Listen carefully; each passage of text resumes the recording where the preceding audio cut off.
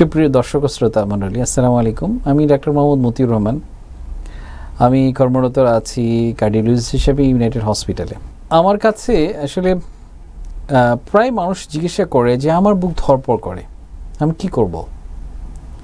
আসলে এই বুক ধড়ফড়ের কারণটা কি, এটা যদি আমরা খুঁজতে যাই তাহলে কিন্তু এটা কি করব সেই সমাধানটা চলে আসে। বিশেষ করে শহরের চাইতে গ্রামের লোকজনের এই সমস্যাটা বেশি থাকে এবং গ্রামের পুরুষের চাইতে কিন্তু মহিলাদের এই সমস্যাটা বেশি থাকে। আমি আসলে কি বুঝাইতে চাচ্ছি সেটা আপনারা বুঝতে পারবেন একটু পরে। যে বুক ধড়ফড়ের অসংখ্য কারণ আছে, এর মধ্যে মেইন কারণ হচ্ছে কিন্তু হার্ট ডিজিজ। যেমন কারো যদি ইসকেমিক হার্ট ডিজিজ থাকে, ভালভুলার হার্ট ডিজিজ থাকে কিংবা কনজেনিটাল হার্ট ডিজিজ থাকে, তাহলে কিন্তু বুক ধড়ফড় করতে পারে। আবার কারো জন্মগতভাবে হোক কিংবা অ্যাকিওয়ার্ড কিছু হার্টের বিটের অ্যাবনর্মালিটি থাকে, সেক্ষেত্রেও কিন্তু বুক ধড়ফড় করতে পারে। আবার কারো যদি হার্টের ফাংশন কমে যায়, যেটাকে বলে হার্ট ফেইলিওর, সেক্ষেত্রে কিন্তু বুক ধড়ফড় করতে পারে। বিশেষ করে আমাদের এই গলায় একটা গ্ল্যান্ড থাকে, থাইরয়েড গ্ল্যান্ড, এখান থেকে যদি এক্সেস হরমোন নিঃসরণ হয়, সেক্ষেত্রেও কিন্তু বুক ধড়ফড় বা প্যালপিটেশন হতে পারে। তো এছাড়াও এইসব যে কারণ আছে, এই হার্ট, থাইরয়েড ছাড়াও আবার কিছু মেডিসিন খেলেও কিন্তু হার্টের বিট বেড়ে যায় এবং বুক ধড়ফড় করে।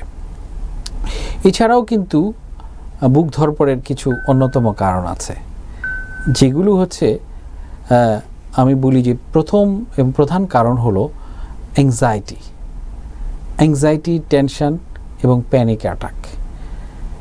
এটা আমাদের দেশে মানে একটা প্রধান কারণ বুক ধড়ফড় করার।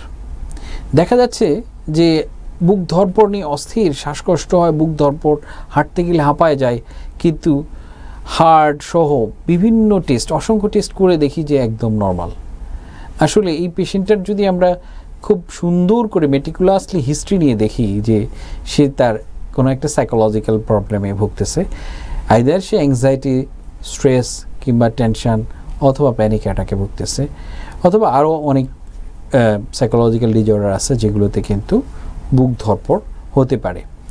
আবার যাদের বয়স 40 কিংবা 50 ঊর্ধ্ব, বিশেষ করে মহিলা, তাদের কিন্তু আবার হঠাৎ করে বুক ধড়ফড়, গা ঘাম দেয়, অস্থির হয়, মাথা দিয়ে ধোঁয়া বের হয়ে যায়, মানে হট ফ্লাশ বলে যেটা, এ ধরনের সমস্যা হয়।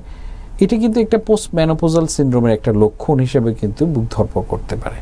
তো এই বুক ধড়ফড়ের হার্ট ছাড়াও কিন্তু যেসব কারণে বুক ধড়ফড় করতে পারে, এটার অন্যতম কারণ কিন্তু অ্যাংজাইটি, টেনশন, যেটা গ্রামের মানুষদের মধ্যে প্রচুর হয় এবং শহরের মানুষের মধ্যেও যারা অ্যাংজাইটি, টেনশন এবং নানাবিধ, যেমন কেউ যদি ব্যবসায় লস করে কিংবা চাকরি পাচ্ছে না, এ ধরনের নানাবিধ সাইকোলজিক্যাল, ফ্যামিলিয়াল প্রবলেম হয় এবং ইকোনমিক প্রবলেম হয়, এডুকেশনাল ফেইলিওর ইত্যাদি বিভিন্ন কারণে কিন্তু এ ধরনের সমস্যা হয়ে থাকে।